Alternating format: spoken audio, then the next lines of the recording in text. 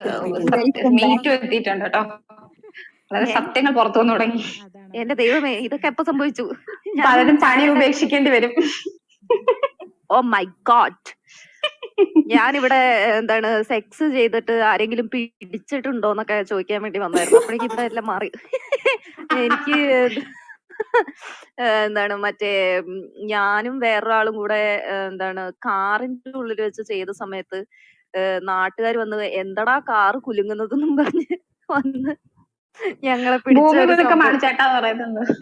അതെ, ഈ മറ്റേ ഋതു സിനിമയില് കാറിന്റെ ഉള്ളിൽ കയറിയിട്ട് ഇവര് കുലുക്കില്ലേ, പക്ഷെ ഇത് ശരിക്കും സെക്സ് ചെയ്തിട്ട് കുലുങ്ങിയതായിരുന്നു. അപ്പൊ ആൾക്കാർ വന്ന് പിടിച്ചാ പോലെ അതുപോലെയുള്ള അനുഭവങ്ങൾ ആർക്കെങ്കിലും ഉണ്ടോ എന്ന് അറിയാൻ വേണ്ടിട്ട് ഞാൻ വന്നതായിരുന്നു. അപ്പൊ ഇവിടെ വേറെ എന്താണ് സംഭവിക്കുന്നത്?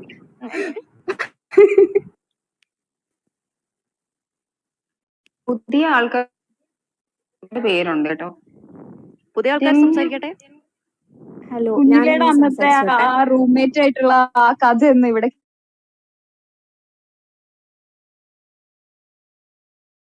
കേൾക്കാത്തവർക്ക് വേണ്ടിട്ട് പറഞ്ഞാൽ അടിപൊളിയായിരിക്കും. ഏത് റൂം? ഓ റൂംമേറ്റ്. എന്റെ ദൈവമേ, അത് ആലോചിക്കുമ്പോ എനിക്ക് ഇപ്പോഴും ഒരു നെഞ്ചിൽ കൂടെ ഒരു ഇതാണ്. എന്തായിരുന്നു അത്? ഞാൻ താഴെ ഒരു പേയിങ് ഗസ്റ്റ് ഉണ്ട്. അപ്പം എന്താണ് ഈ പേയിങ് ഗസ്റ്റ് മുകളിലേക്ക് വരില്ല എന്നുള്ള വിശ്വാസത്തിൽ ഞാൻ ഭയങ്കര ആർമാദിക്കലായിരുന്നു മുകളിൽ. അപ്പൊ ഇവരാണെങ്കിൽ നേരത്തെ കിടന്നുറങ്ങും. അപ്പൊ രാത്രിയാകുമ്പോ ഞാൻ ഇയാളുടെ അടുത്ത് വരാൻ പറയും. വന്നു കഴിഞ്ഞിട്ട് പുറകിലത്തെ അടുക്കള വാതിലിൽ കൂടെ ഇയാള് മുകളിലേക്ക് വരും, അകത്തുള്ള സ്റ്റെയർ കേസിൽ കൂടെ കയറിയിട്ട്. ഞങ്ങള് പിന്നെ രാത്രി ഫുൾ സെക്സ്. അത് കഴിഞ്ഞിട്ട് ഇയാള് രാവിലെ ഒരു 3-3:30 മണിയാവുമ്പോ തിരിച്ചു പോകും. അങ്ങനെയാണ്. അപ്പം പക്ഷെ ഒരു പ്രാവശ്യം ആണെങ്കിൽ എനിക്ക് ഈ എന്താണ് എന്തെങ്കിലും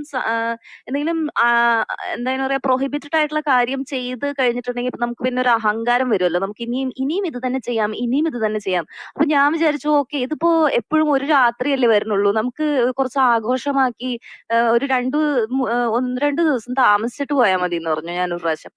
അപ്പൊ ഞാൻ ഇയാളുടെ അടുത്താണെങ്കിൽ പക്ഷെ മുകളില് ബാത്റൂം ഇല്ല ആ സമയത്ത്. ബാത്റൂം ഇപ്പൊ വരും. ആ ബാത്റൂം ഇരിക്കുന്ന സ്ഥലത്ത് എന്തോ ചപ്പ് ചവറൊക്കെ വെച്ചിട്ടുള്ള ഒരു റൂമാണ്, സ്റ്റോർ റൂം പോലെ ഉപയോഗിക്കാം. അപ്പം ഈ പേയിങ് ഗസ്റ്റ് ടീച്ചറാണ്.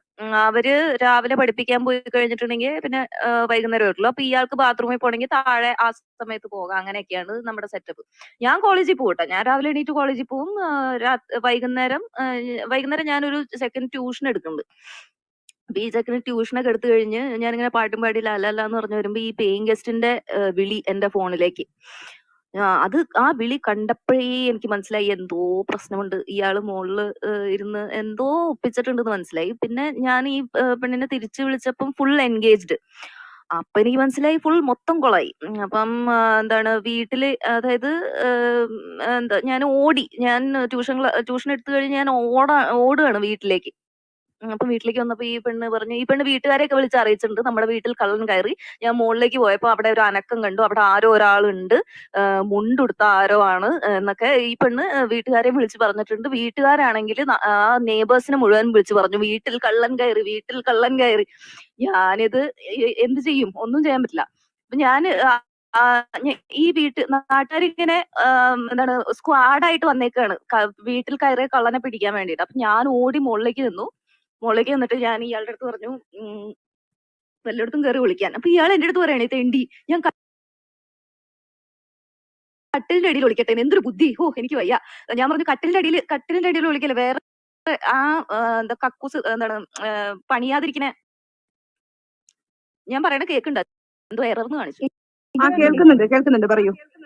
അപ്പൊ ഞാൻ പറഞ്ഞു ഈ പണി തീരാത്ത കക്കൂസിൽ കയറി വിളിക്കാൻ പറഞ്ഞു. അവിടെയാണെങ്കിൽ കുറെ എന്താണ് സംഭവങ്ങൾ, ഈ എന്താണ് ഘടിപ്പിക്കാനുള്ള കട്ടില് മറ്റേത് മറിച്ചത് എന്ന് പറഞ്ഞ് ഫുൾ പൊടി പിടിച്ച് കിടക്കുന്ന സ്ഥലം. അതിന്റെ ഉള്ളിൽ ഞാൻ ഇതിനെ തിരികി.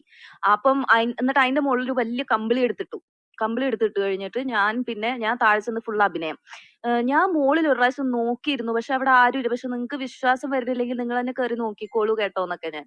അപ്പം ആ സ്ത്രീ ആണെങ്കിൽ പേയിങ് ഗസ്റ്റ് ആണെങ്കിൽ എന്നെ നോക്കുന്നുണ്ട് കേട്ടോ. അവർക്ക് എന്തോ എവിടെയോ സ്പെല്ലിംഗ് മിസ്റ്റേക്ക് അപ്പോഴേ തോന്നുന്നുണ്ട്.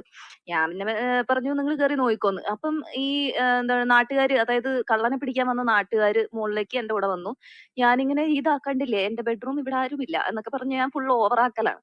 അപ്പൊ ഇങ്ങനെ ഞാൻ കാണിച്ചത് കഴിഞ്ഞിട്ട് അപ്പൻ ആ സമയത്ത് വളയ്ക്കാൻ ശ്രമിച്ചുകൊണ്ടിരിക്കുന്ന വേറൊരു ആളുണ്ട്. ആ ആളുടെ പേര് പറഞ്ഞിട്ട് പറഞ്ഞു അതാണ് എന്റെ ശരിയായ കാമുകൻ.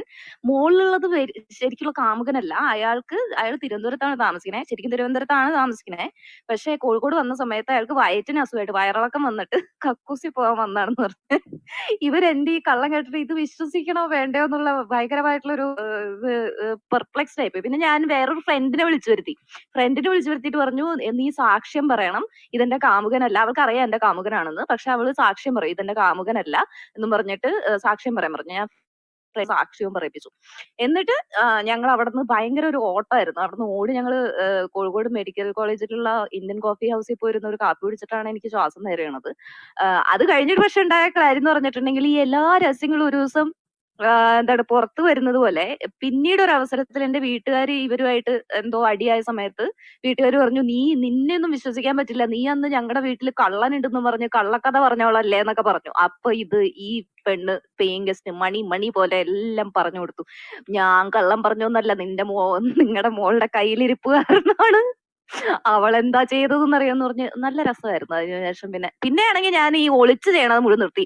എല്ലാവരും കാണുകയാണ് പിന്നെ ഞാൻ എല്ലാം ചെയ്യല്. ഈ എന്താണ് സെക്സ് ആണെങ്കിൽ സെക്സ്, മറ്റേതാണെങ്കിൽ അത് എല്ലാം കണ്ടുകൊണ്ട് ഇപ്പം ഒളിച്ചു വെച്ചിട്ടുള്ള സംഭവങ്ങളില്ലേ. അപ്പൊ ഇപ്പൊ ആൾക്കാര് ഇതൊക്കെ ഒന്ന് കുറച്ച് ഒളിച്ചു വെച്ച് ചെയ്യാൻ പറ്റുമോ എന്നാണ് ഇപ്പൊ എന്റെ അടുത്ത് ചോദിക്കാറുള്ളത്. അതാണ് എന്റെ കാമുകനെ കക്കൂസിൽ ഒളിപ്പിച്ച കഥ.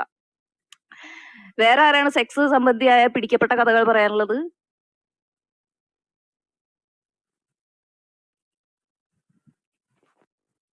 ആരും പിടിച്ചിട്ടില്ല എന്നാ തോന്നുന്നത്.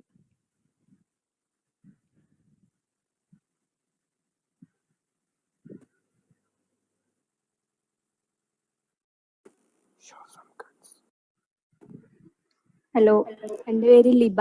ഞാൻ പിടിക്കപ്പെട്ട കഥയല്ല, ഇപ്പൊ ഉണ്ടായൊരു കഥ പറയാം. പറഞ്ഞോ. ഞാനിങ്ങനെ കഥകൾ കേട്ടോണ്ടിരിക്കായിരുന്നു. ഞാൻ അത്യാവശ്യം പബ്ലിക് സ്പീക്കിങ്ങിന് പേടിയുള്ള ആളാണ്. അപ്പോ സംസാരിക്കാണ്ട് കേട്ടിരിക്കുമായിരുന്നു.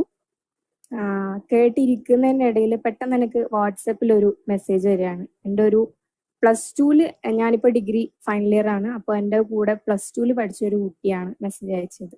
ഒരു ആൺകുട്ടിയാണ്. വലിയ കോണ്ടാക്ട് ഇല്ല. അപ്പോ പെട്ടെന്ന് ഈ പുള്ളിന്റെ മെസ്സേജ് കണ്ടപ്പോ ഞാൻ പോയി നോക്കി. മെസ്സേജ് കാണുമ്പോ ആങ്ഷ്യസ് ആവുന്ന ആളാ ഞാൻ. അപ്പോ നോക്കുമ്പോ എന്നോട് പറയാണ്, കുട്ട ഗ്രൂപ്പ് 1 സീനാണല്ലോ എന്ന്. അപ്പോ ഞാൻ എന്തേന്ന് ചോദിച്ചു. അപ്പൊ എന്നോട് പറയാണ് ക്ലബ് ഹൗസ് ഗ്രൂപ്പ് 1 സീനാണല്ലോ, അശ്വതി പൊളിയാണല്ലോ. നേരത്തെ സംസാരിച്ച അശ്വതിനെ പറ്റിയായിരുന്നു പറയുന്നത്. അപ്പൊ ഞാൻ ഭയങ്കര ചൂടായി. ഞാൻ പറഞ്ഞു എൻ്റെ അടുത്ത് ഈ പരിപാടിയും കൊണ്ട് വരണ്ട, വേറെ എങ്ങോട്ടെങ്കിലും വിട്ടോന്ന് പറഞ്ഞു. അപ്പൊ എന്നോട് പറയാണ്, ഞാൻ നിന്നോടൊന്നും പറഞ്ഞില്ലല്ലോ, നീ എന്തിനാ പെടക്കാണ്ടിരിന്നൊക്കെ പറഞ്ഞു. ഞാൻ ഒറ്റയടിക്ക് അങ്ങ് ബ്ലോക്ക് ചെയ്ത് കളഞ്ഞു.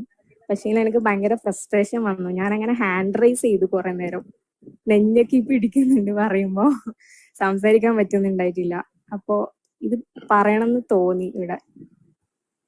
Okay, thank you. ഇവിടെ കുറെ പേരെ ഇപ്പൊ നമ്മളെ സ്ത്രീകള് ആരൊക്കെയാണ് ഇതിനെ ശരിക്കും നമ്മളെ നോട്ടീസ് ഇപ്പൊ നമ്മളെ കുറെ പേര് നോക്കിക്കൊണ്ടേ ഇരിക്കുന്നുണ്ട്. നമ്മളൊക്കെ വളരെ സെക്സ് എല്ലാത്തിനും പോകുന്ന ആളുകളെ എന്നൊക്കെ ചിന്തിക്കുന്ന കുറെ പേരുണ്ട്.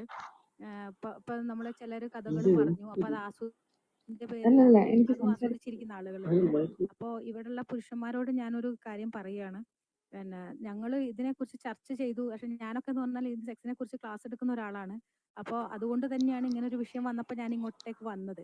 അല്ലാതെ ഇപ്പൊ നിങ്ങൾ വിചാരിക്കുന്ന പോലെ ഇവിടെ ഞങ്ങൾക്ക് കുത്തിക്കഴപ്പായിട്ടോ അല്ലെങ്കിൽ ഞങ്ങൾക്ക് ഇങ്ങനെ ഇതിനെക്കുറിച്ച് ഇങ്ങനെ പറഞ്ഞിട്ട് അതിലൊരു ഇത് വരാൻ വേണ്ടിയിട്ടോ ഒന്നുമല്ല ഞങ്ങൾ പറഞ്ഞത്. ഇപ്പൊ ഞാൻ വളരെ ഇതിനെക്കുറിച്ച് കുറച്ച് കോമൺ ആയിട്ടുള്ള കാര്യങ്ങളും സ്ത്രീകൾ ആവശ്യപ്പെടുന്ന അല്ലെങ്കിൽ സ്ത്രീകൾക്ക് വേണ്ട കുറച്ച് കാര്യങ്ങളൊക്കെ ഇതിൽ പറഞ്ഞു എന്ന് വിചാരിച്ചിട്ട് നിങ്ങൾ എൻ്റെ ഇൻബോക്സിലേക്കോ അല്ലെങ്കിൽ ഇവിടെ ഇരിക്കുന്ന സ്ത്രീകളുടെ ഇൻബോക്സിലേക്കോ വന്നിട്ട് ഞങ്ങൾ പൊള്ളിയാണ് അല്ലെങ്കിൽ നിങ്ങളുടെ സംസാരം കേട്ടിട്ട് ഞങ്ങൾക്ക് അത് വന്നു ഇത് വന്നു പറഞ്ഞിട്ട് ഇങ്ങോട്ടേക്ക് വരരുത് എന്നുള്ളൊരു അത് റിക്വസ്റ്റ് ഒന്നല്ല, വരരുത് എന്ന് തന്നെയാണ് പറയാനുള്ളത്.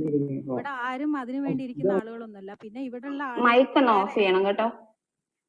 വേറെ ആർക്കെങ്കിലും ഇങ്ങനെ പോകുന്നുണ്ടെങ്കിൽ അവർക്കത് അവരിഷ്ടപ്പെട്ട അല്ലെങ്കിൽ അവർ ആഗ്രഹിക്കുന്ന ഒരു പുരുഷന്റെ കൂടെ അവർക്ക് അങ്ങനെ പോകുന്നുണ്ടെങ്കിൽ അത് അവർക്ക് അവരുടെ ഒരു പേഴ്സണൽ സ്പേസ് ആണ്.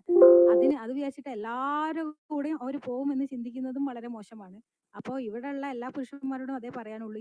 ഇത് കണ്ടിട്ട് ആരും നമ്മളുടെ ഇൻബോക്സിലേക്കോ ഒന്നും വരണ്ട. പിന്നെ ഇവിടുത്തെ സ്ത്രീകളോട് എനിക്ക് എന്നോട് എന്തെങ്കിലും പറയാനുണ്ടെങ്കിൽ ചിലപ്പോൾ അവർക്കും എന്തെങ്കിലും കാര്യങ്ങൾ പറയാനുണ്ടെങ്കിൽ എൻ്റെ പേര് ഉഷിബ കെ എന്നാണ്. എൻ്റെ FB അക്കൗണ്ട്